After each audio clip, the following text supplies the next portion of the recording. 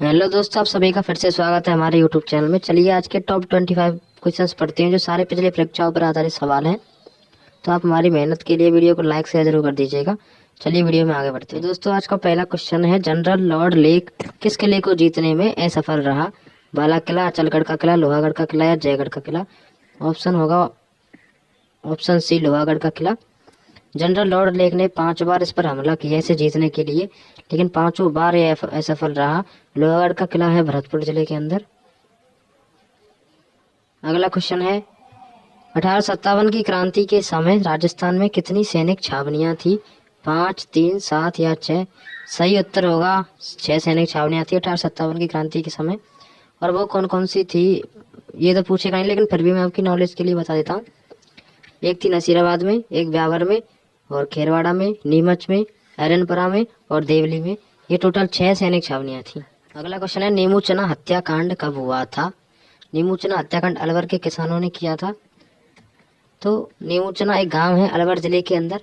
नीमू चना हत्याकांड हुआ था सन 1925 में। यदि आपसे डेट भी पूछे तो डेट होगी 14 मई 1925 में नीमू चना अलवर में यह हत्याकांड हुआ था, जिसमें 800 किसानों की मृत्यु हुई। अगला क्वेश्चन है, स्वतंत्रता सेनानी प्रताप सिंह बारहट का जन्म हुआ था शाहपुरा, भीलवाड़ा, बीकानेर और जैसलमेर। यदि आपसे जिला पूछे तो बेशक भीलवाड़ा होगा, लेकिन आपसे जगह पूछी है क्योंकि इसमें ऑप्शन दे रखा है शाहपुरा।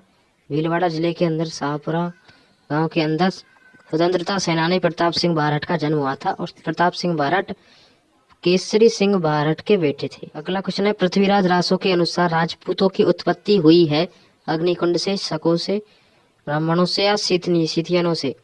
इसका सही उत्तर होगा पृथ्वीराज रासो के अनुसार राजपूतों की उत्पत्ति अग्निकुंड से बताई जाती है, जो पृथ्वीराज रासो में वर्णन है। क्वेश्चन है, नूपुर आभूषण है। देखो नूपुर प्राचीन नाम है किसका है? अब क्या बोलते हैं इनको? बोलते हैं घुंघरू।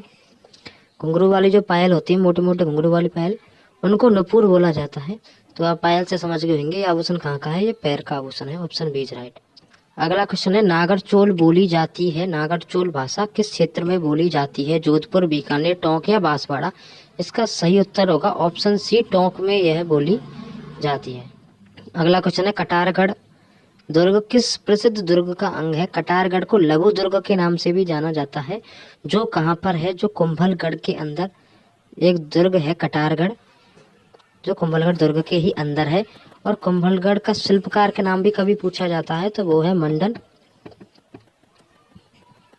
अगला क्वेश्चन है, चौकीला महल और भूरे खां की मीनार किस दुर्ग के अंदर स्थित है? मेहरानगढ़, जोधपुर, बीकानेर दुर्ग में या बदनौर में या कुंभलगढ़ के दुर्ग में? इसका सही उत्तर होगा ऑप्शन ए, मेहरानगढ़ के दुर्ग, जो जोधपुर जिले के अंदर है। और मेहरानगढ़ के दुर्ग को बोला जाता है, एक किस पहाड़ी पर बना है यदि आपसे ये सवाल पूछा जाए तो वो होगा चिड़िया टोक की पहाड़ी पर इस दुर्ग का निर्माण किया गया है।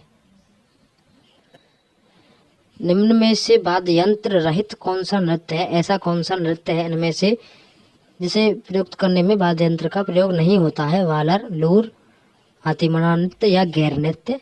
इसका सही उत्तर होगा ऑप्शन ए, भालर नृत्य। ऐसा नृत्य है जिसमें वाद्य यंत्र का प्रयोग नहीं होता है। और इसे किस जनजाति द्वारा किया जाता है? तो उसका सही उत्तर होगा गरासिया जनजाति के द्वारा यह नृत्य किया जाता है। अगला क्वेश्चन है, किस वाद्य यंत्र में चमड़े की एक पट्टी पर 50 से 60 घुंघरू बंधे हुए होते हैं? थाली, रमझोल, सहरिया या गरासिया? तो इसका सही उत्तर होगा रमझोल। जो रमझोल भी एक वाद्य यंत्र है, इस पर चमड़े की पट्टी पर 50 से 60 घुंघरू बंधे हुए होते हैं। और सहरिया और गरासिया तो ये तो जनजातियों के नाम हैं। जेम्स टॉड ने किन्हें वनपुत्र कहा? भीलों को, मीनाओं को, सहरिया को या गरासिया जनजाति को? कर्नल जेम्स टॉड ने भीलों को वनपुत्र कहा क्योंकि अधिकतर भीलों जो भील होते हैं वनों में ही निवास करते हैं। अगला क्वेश्चन है, सवाई जयसिंह कहाँ के शासक थे? हम सब जानते हैं सवाई जयसिंह जो आमेर जयपुर है वहाँ के शासक थे, और उन्होंने 5 वैद्यशालाओं का निर्माण भी कराया था, जिन्हें अपन जंतर मंतर के नाम से जानते हैं।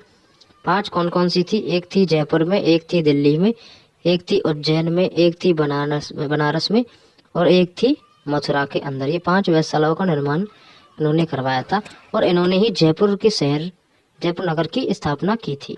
अगला क्वेश्चन है, जूनागढ़ प्रशस्ति बीकानेर के इतिहास से संबंधित लेखक है।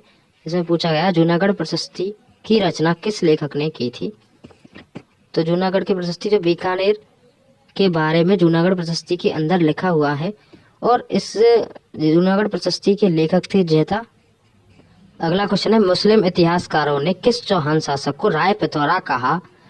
बीसलदेव, अर्णोराज, अजयराज या पृथ्वीराज। इसका सही उत्तर होगा ऑप्शन डी, पृथ्वीराज चौहान को ही मुस्लिम इतिहासकार। अगर आपसे मुस्लिम इतिहासकार भी नाम पूछे तो मैं आपको नाम बता दूं, अबुल फजल है उनका नाम। इन्होंने पृथ्वीराज चौहान जिनका गौरी से युद्ध हुआ था वही पृथ्वीराज चौहान है ये, उन्हीं को यहाँ राय पिथौरा कहा गया। इस राजपूत शासक की मृत्यु पर औरंगजेब ने कहा कि आज कुफ्र का दरवाजा टूट गया है। कुफ्र का अर्थ क्या होता है? कुफ्र का अर्थ होता है धर्म विरोध। तो ऑप्शन है मानसिंह, जयसिंह, जसवंत सिंह और राणा प्रताप। इसका सही उत्तर होगा ऑप्शन सी, जसवंत सिंह, जो जोधपुर के राजा थे। उन्हीं को यहाँ पर औरंगजेब ने कहा कि उनकी मृत्यु के बाद कहा था औरंगजेब ने कि आज कुफ्र का दरवाजा टूट गया। अगला क्वेश्चन है गंधर्व वायसी किस कछवाहा शासक की शोभा बढ़ाते हैं। जब भी कछवाहा का नाम आ जाए तो आप पहचान जाइएगा कि ये यहाँ बात हो रही है आमेर के शासकों की। जो जयपुर के शासक थे वो सारे कछवाहा वंश के शासक थे। ऑप्शन है जगत सिंह, ईश्वरी सिंह, माधव सिंह या प्रताप सिंह। इसका सही उत्तर होगा ऑप्शन डी, प्रताप सिंह जो थे इनके दरबार में थे 22 व्यक्तियों का एक समूह होता है। जो कुछ कलाकार होते हैं, कुछ संगीतकार होते हैं, कुछ मंत्री होते हैं, तो मतलब 22 विद्वान होते हैं, इन्हें 22 गंधर्व वायसी बोलते हैं। तो इनके प्रताप सिंह के दरबार में ही गंधर्व वायसी इनकी शोभा बढ़ाते थे। अगला क्वेश्चन है 1857 की क्रांति के समय सिरोही के पॉलिटिकल एजेंट कौन थे। ऑप्शन है मॉकमेसन, जेडी हॉल, ईडन या सावर्स। इसका सही उत्तर होगा 1857 की क्रांति के समय जेडी हॉल सिरोही के पॉलिटिकल एजेंट थे। अगला क्वेश्चन है बेंगू किसान आंदोलन का नेतृत्व किसने किया था। राम नारायण चौधरी, मोतीलाल तेजावत, गोविंद गुरु या माणिक्यलाल वर्मा। बेंगू किसान आंदोलन चित्तौड़गढ़ में प्रारंभ हुआ था। किस सन में प्रारंभ हुआ था? वो थी 1921 ईस्वी में चित्तौड़गढ़ के अंदर बेंगू किसान आंदोलन प्रारंभ हुआ था, और उनका नेतृत्व करने वाले थे ऑप्शन ए राम नारायण चौधरी। राजस्थान का कानपुर कहलाता है। जयपुर, कोटा, उदयपुर और भरतपुर। राजस्थान का कानपुर कहलाता है ऑप्शन बी, कोटा को ही राजस्थान का कानपुर कहते हैं। अगला क्वेश्चन है राजस्थान का पंजाब कहलाता है। राजस्थान का पंजाब जो नया जिला बना है सांचौर को ही राजस्थान का पंजाब कहते हैं। अगला क्वेश्चन है राजस्थान का प्रवेश द्वार है करौली, अलवर, उदयपुर और भरतपुर। देखिए राजस्थान का प्रवेश द्वार आपसे पूछा जाए तो होगा भरतपुर। यदि आपसे पूछा जाए राजस्थान का सिंह द्वार तो सिंह द्वार होगा अलवर। प्रतापगढ़ और बांसवाड़ा के मध्य भूभाग को स्थानीय भाषा में क्या कहते हैं। प्रतापगढ़ जिला और बांसवाड़ा जिला के मध्य जो भूभाग है उसको क्या कहते हैं। छप्पन की पहाड़ियाँ, छप्पन का मैदान, गरबा या गोरबाट। सही उत्तर होगा छप्पन का मैदान। आपने नाम सुना होगा। और इसे छप्पन का मैदान क्यों कहते हैं? क्योंकि यहाँ पर 56 नदियों नालों का जो 56 नदियों नालों का प्रभाव क्षेत्र है ये, इसलिए छप्पन का मैदान बोलते हैं। क्वेश्चन है चिड़िया टोक की पहाड़ी है जोधपुर में, नागौर में, जयपुर में या बाड़मेर में। चिड़िया टोक नाम की पहाड़ी है। इसका नाम चिड़िया टोक कैसे पड़ा? पहले चिड़ियानाथ नामक एक संत हुए थे जो बड़े ही प्रसिद्ध योगी हुए थे। उन्होंने काफी तपस्या की यहाँ पर, तो इसलिए इस पहाड़ी का नाम पड़ गया था चिड़िया टोक। और चिड़िया टोक की पहाड़ी पर एक किला है मेहरानगढ़ दुर्ग जो जोधपुर जिले में है। मेहरानगढ़ दुर्ग है जिसका नाम। और आज भी मेहरानगढ़ दुर्ग के पीछे जो चिड़ियानाथ योगी हैं उनका मंदिर अब भी बना हुआ है। जो कालबेलिया जनजाति द्वारा भीख मांगते हुए किया जाता है वो होगा बागड़िया नृत्य। दोस्तों आपको वीडियो अच्छी लगी हो तो वीडियो को लाइक शेयर जरूर कर दीजिएगा। धन्यवाद।